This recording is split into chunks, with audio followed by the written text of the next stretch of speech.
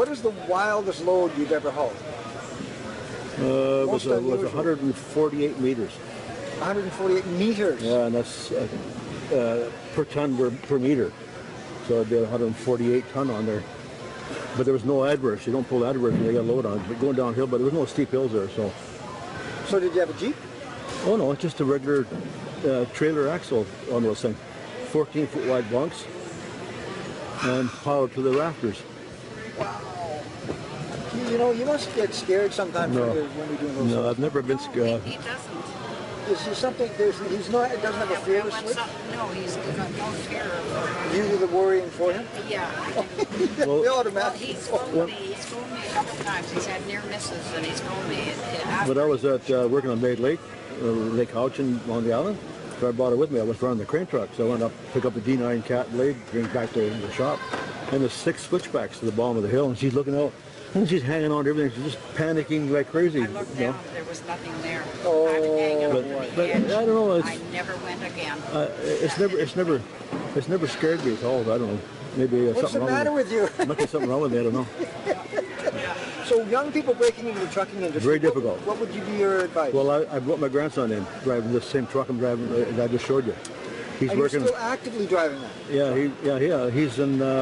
He's up till last year, and now he's up in Bella Coola right now. That picture you just saw right there, that was in Bella Bella. So that was just last year. Have you met Brittany, the little truck driver? Redhead, 5 foot nothing truck driver? Little female, cute little thing, cute as a bug's ear. She got her class 1. A week later, they put her on long haul. Yeah. With no experience. Yeah. Wow, talk about throwing into the fire, eh? How did you learn? Well, there wasn't even no class 1 license when I started. I grandfathered the class 1 license in 60, when that came in. You grandfathered the class 1 license. Yeah. So they just gave you because. Well, those days, when you bought your license, you bought the C class license. Yeah. And that gave you drive everything. So when I was 16, when I first started driving in 56, I just put down class C license, and then when the class 1 came in, I just grandfathered. I was driving for Butch Taylor, I was driving low bed, and he just signed the paper, and I got my class 1 license. How many people do you know that got grandfathered into class 1? That's ridiculous off the hook. Yeah. So, who taught you how to drive? Nobody. Self-taught. Everything I've done, like I've run graders, I run log loaders, I've been loading logs, I run cat wagons, I run all that stuff. Yeah, I just jump on them. Excavators. Yeah, I've never been taught to run anything. I'm not bullshitting you. That is amazing skill. I used to operate cat, and you got to be very, very careful. You know, on some of the machineries. What you doing? Yeah, I guess so. I don't know. I work. Naturally do it. Yeah, and the grandson. He's the same way.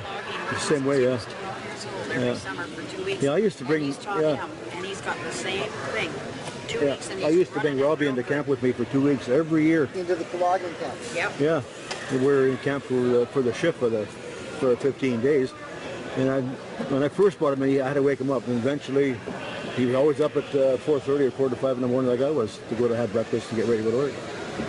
And one good story, I took the grader out to the back end, and I said, "Geez, Robbie," says, "I think it's somebody come to pick us up." And Robbie says, "Well, I can drive the pickup." I says, "Come on, Robbie."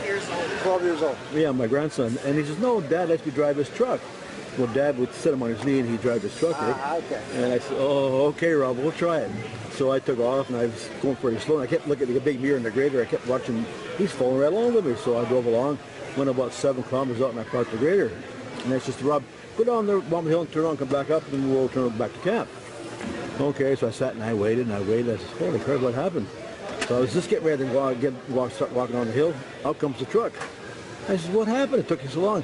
"I couldn't get up the hills. The wheel kept spinning. I had to keep back up and try it." "Well, why didn't you put a 4-wheel drive?" He says, "I didn't know it had 4-wheel drive." He figured he knew it all.